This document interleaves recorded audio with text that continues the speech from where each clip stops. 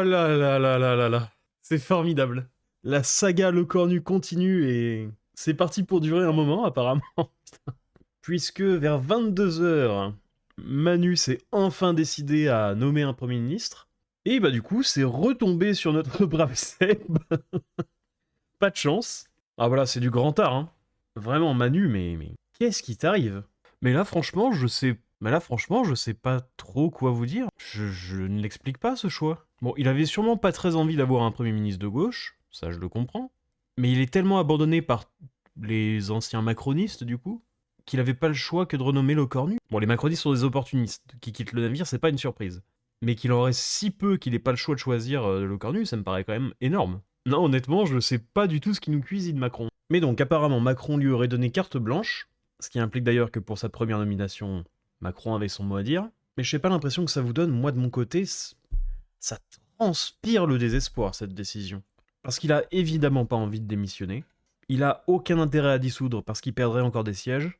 Il a pas envie de nommer un Premier ministre de gauche parce que ce serait admettre son échec. Et apparemment, il peut pas nommer qui que ce soit d'autre de son camp politique. Ça transpire le désespoir et la solitude, hein.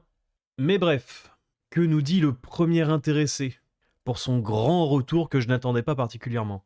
J'accepte, par devoir, la mission qui m'est confiée par le président de la République de tout faire pour donner un budget à la France pour la fin de l'année et de répondre aux problèmes de la vie quotidienne de nos compatriotes. Il faut mettre un terme à cette crise politique qui exaspère les Français et à cette instabilité mauvaise pour l'image de la France et ses intérêts. Mais j'ai bien peur que tu ne sois pas l'homme de la situation pour ça, Sébastien. Quelque part, indépendamment de ta volonté et de ta compétence. Parce que cette deuxième nomination, ça ne passera pas. Tu aurais pu proposer les meilleures idées du monde pendant ton premier mandat. Le fait de démissionner 14 heures après avoir proposé ton gouvernement, avoir négocié jusqu'à mercredi pour X ou Y chose, et être renommé aujourd'hui, en termes d'image, c'est pas top. Et depuis tout à l'heure, on est bombardé de tous les côtés, de tous les partis, de demandes de dissolution, de démission. Comme ta première nomination, ceci dit. C'est vraiment pour ça que je comprends pas cette nomination. Parce que bon, ok, le Cornu, très loyal à Macron, je comprends conceptuellement pourquoi.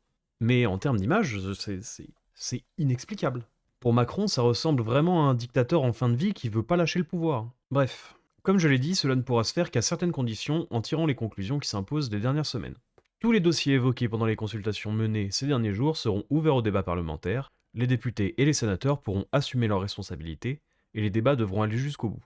Et tu recommences, en plus, Sébastien. Tu délègues complètement la responsabilité aux autres. C'est la boucle infernale, en fait. Vraiment, l'année et demie qui reste à Macron, ça va être d'une longueur. Le rétablissement de nos comptes publics demeure une priorité pour notre avenir et notre souveraineté. Personne ne pourra se soustraire à cette nécessité. La boucle. Toutes les ambitions sont légitimes et utiles, mais celles et ceux qui entreront au gouvernement devront s'engager à se déconnecter des... Ah, intéressant.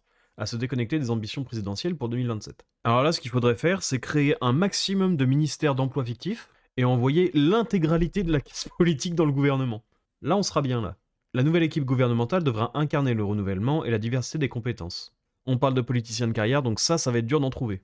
Mais le renouvellement, c'est obligatoire. Et c'est sûrement à ce niveau que la carte blanche rentre en compte.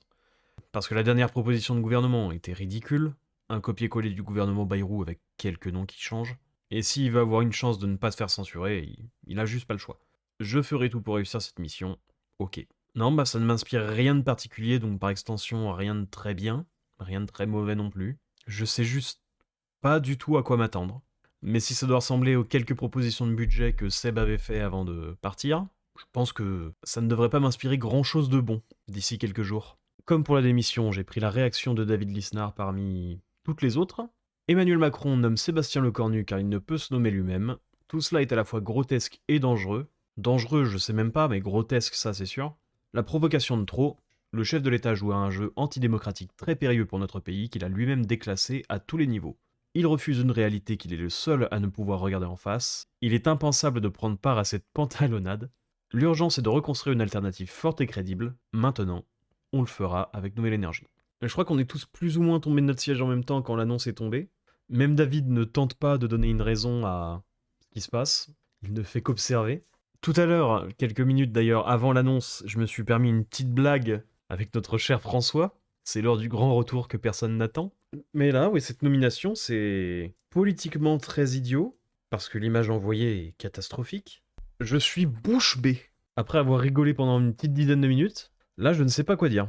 Mais on va quand même passer un petit coucou à Elisabeth Borne, qui s'est crue à la kermesse du village, en adressant ses félicitations à Seb pour son renouvellement en tant que Premier ministre, complètement ridicule. Si la vidéo t'a plu, n'hésite pas à t'abonner, à regarder une autre vidéo, à faire un petit passage sur la chaîne principale, à liker et à commenter.